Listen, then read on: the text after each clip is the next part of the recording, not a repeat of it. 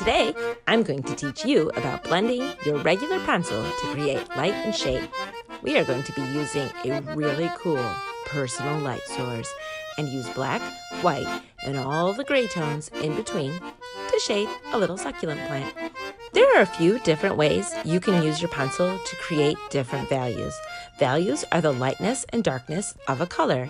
Stippling, crosshatching, linear, graduated, and scumbling are among the most popular blending techniques. Smudging? Who teaches smudging? Smudging is not an acceptable technique. When you smudge, you are smearing graphite all over your surface and do not have as much control as you do when you use the pencil tip. Your paper will eventually end up looking all gray. Plus, every time you smudge, you kill a unicorn. To start, let's take a look at the range of values we can get with our pencil. Here, I am using a linear technique. I am just making vertical lines, but I am being very careful to use less and less pressure as my lines go down the paper. I am also making my lines further and further apart. Notice how the value is getting lighter. A less controlled way of doing that is by drawing a tornado. I use this example a lot to show how using different pressures can create so many different values. Here, I am using a crosshatching technique to shade the square. I'm using vertical lines and making them further and further away from each other. Then, I'm crossing with horizontal lines. I can turn this into a rectangular prism and do the same thing. I have to think about what part is going to be dark and what is going to be light. That is where my light source comes in. Let's shade a sphere. Draw a circle. I am a human compass. Oh, okay. That's not a circle. I am a human compass. Better. Now, draw a light source. This is my corner sun, of course. And here is my cast shadow. I know that everything being blocked by the sphere and not getting any sun is going to be the absolute darkest. First thing I am going to do is add my absolute black. Now, what is closest to the light source? That's going to be a glare or absolute white. I am going to lightly sketch that in. Using the scumbling technique, I am going to start to add midtones, or the other grays. I am adding a base layer first, then going back and figuring out where it is going to be darker. I am trying to keep my shading lines working in the direction of the form. Rounded, curved lines. What doesn't work for shading? So, I am a human compass. Here is my corner sun.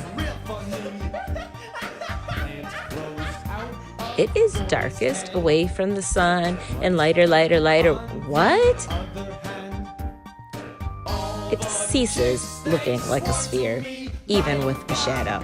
It's because I didn't round the lines. I just basically made the tornado, in the corner. One last thing to think about, sometimes when one object is in front of another object, it creates a shadow. Now, we are going to set up our super cool personal light source for our succulent still light. This is actually a music stand light.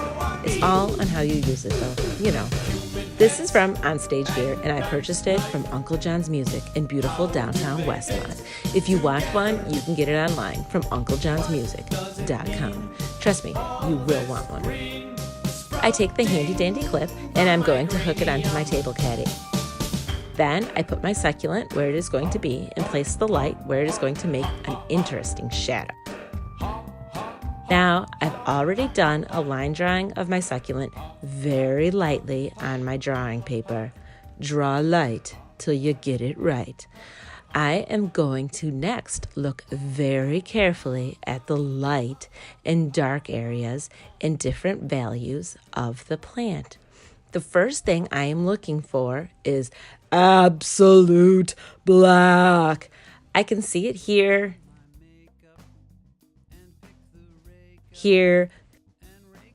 some here, and a little here. There are other dark areas, but these are the areas where I see absolute black. So that's what I'm going to do. I am going to color in absolute black. Here I am pointing out the absolute white spaces.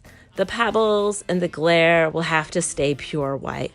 I mark these areas to be sure that I do not color them.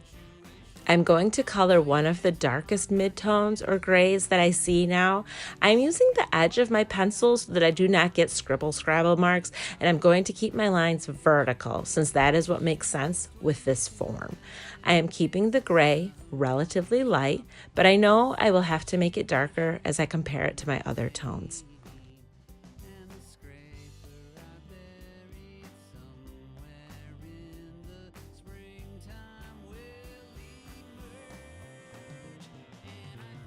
Now I am checking out my next mid-tone.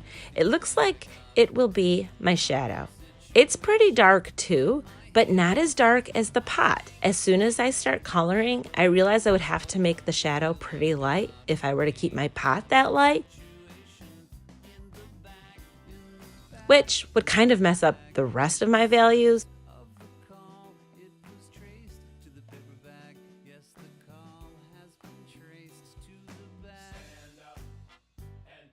So I'm going to have to go back and make the pot a little darker.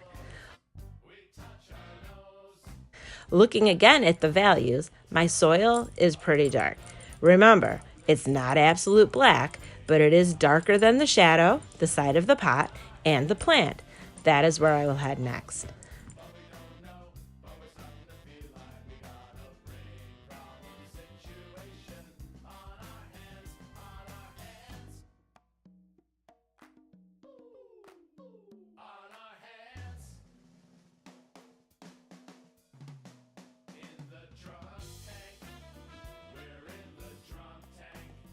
The plant has light parts and dark parts, but almost all of the plant's value is lighter than the soil, side of the pot, and shadow. Also, the value of the plant is very similar to the value of the light side of the pot. Can you see the value and not the color?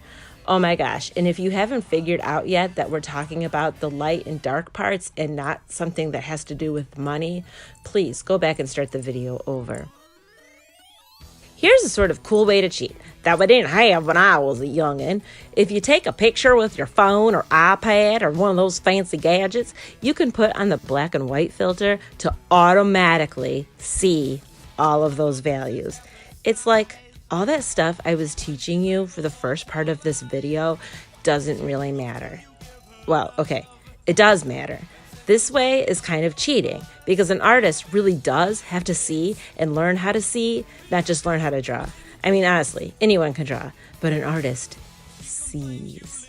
Ooh, I think I just made up the best quote of all time right there. Nice. All right, let's get back to seeing. When I shade the plant, I am going to place very careful attention to where I put each value and where there are shadows. I've started with light values because I can always get darker. And remember, the plant's value, not color, really does match the light side of the pot.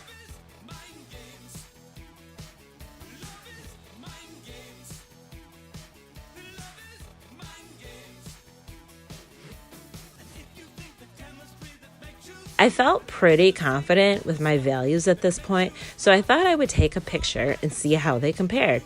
But before I even converted it to black and white, I noticed that my craftsmanship lacked something to be desired.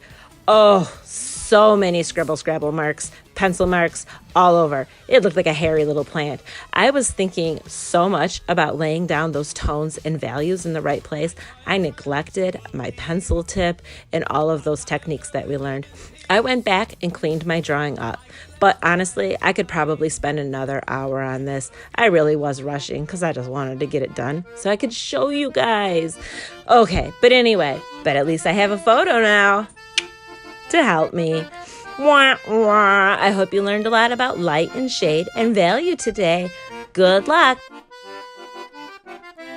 Hey everybody, thanks for watching my video. Don't forget to click like and hit subscribe below. Thanks!